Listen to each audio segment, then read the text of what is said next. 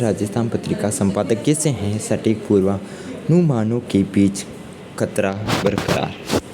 Highest start. Monsoon के आगमन से ठीक पहले मौसम विभाग की पहली भविष्यवाणी ने हमें थोड़ा सुकून दिया है विराम।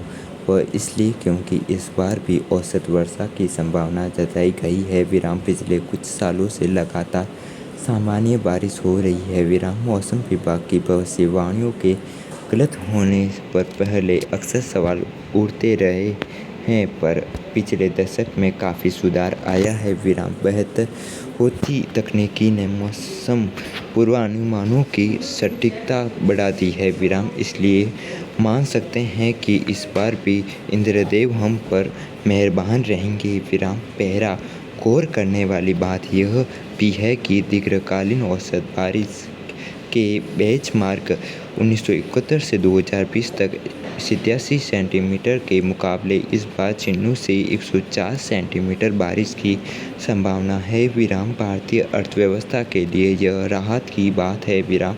मानसून न सिर्फ कृषि उपजों को प्रभावित करता है बल्कि संपूर्ण बाजार की मांग पर इसका गहरा असर होता है विराम। दुनिया की बदलती हुई परिस्थितियों को देखते हुए इस बार का मानसून ज़्यादा अहम है विराम।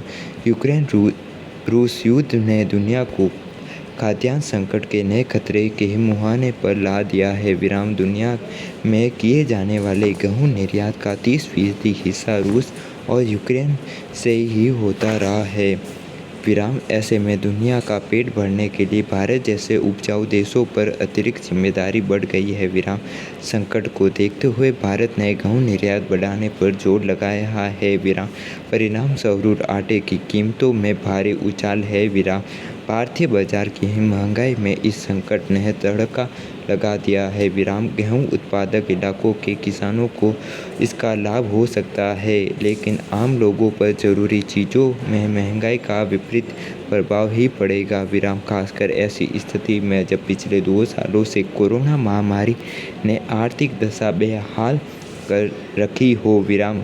रूस यूक्रेन ने कारोबार बंद करने की भारतीय कंपनियों की घोषणा का प्रभाव भी आने वाले दिनों में दिखेगा विराम। ऐसे में सबकी उम्मीद कृषि क्षेत्र पर ज़्यादा टिकी होगी विराम। पैरा। भारत ही नहीं पूरी दुनिया में कृषि क्षेत्र पिछले कुछ सालों से जलवायु परिवर्तन के खतरों को झेल रहा है विराम। मौसम अनुसार भले ही सामान्य बारिश की भविष्यवाणी कर रहा हो, सच तो यह है कि हमारे किसान अनियमित और बेमौसम बारिश की मार झेल रहे हैं विराम। कहीं अतिवृष्टि से बाढ़ आ जाती है तो कहीं कम बारिश से फसलें बर्बाद होती है विराम। प्राकृतिक प्रकोप की मार झेलनी पड़ती है सो अलग विराम।